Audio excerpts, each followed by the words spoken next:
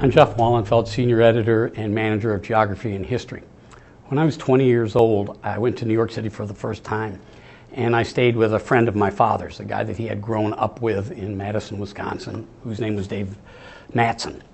I didn't just stay with Dave for 4 days, but I helped him move from his basement apartment in Waverly Place in the Village to a kind of rudimentary loft on West 17th.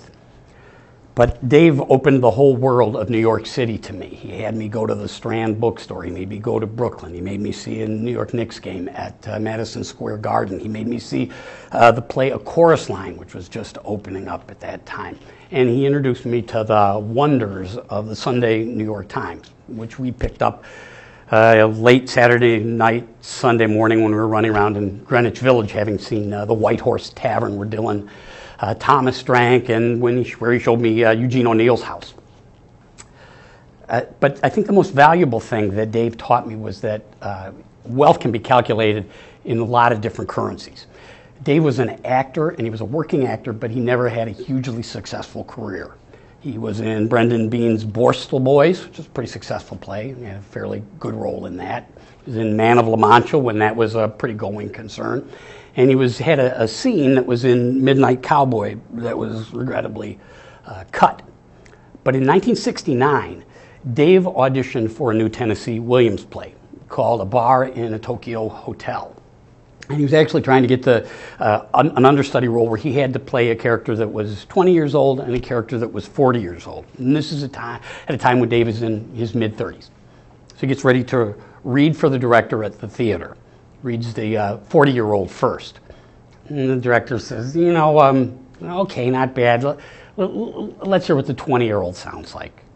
And at that moment, from out of the shadows in the audience, a figure leaned in, and he said, "Why, I don't think that'll be necessary at all.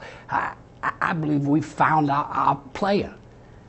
And, of course, that was Tennessee Williams. Dave got the role.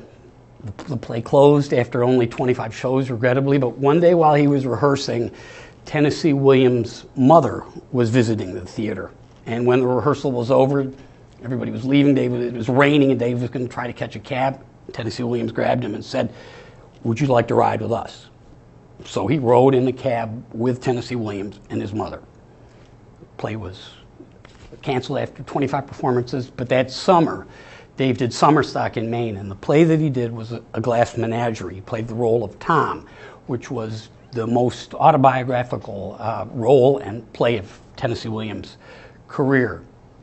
So there was a moment that summer, many moments, when Dave would stand out on a fire escape getting ready to make his entrance as Tom for the first time in that play, and he would stand there and he would reflect back on that experience, and he said it was magical. So, as I said, he showed me that there are a lot of different currencies by which you can calculate your wealth, and I think Dave was a pretty wealthy guy.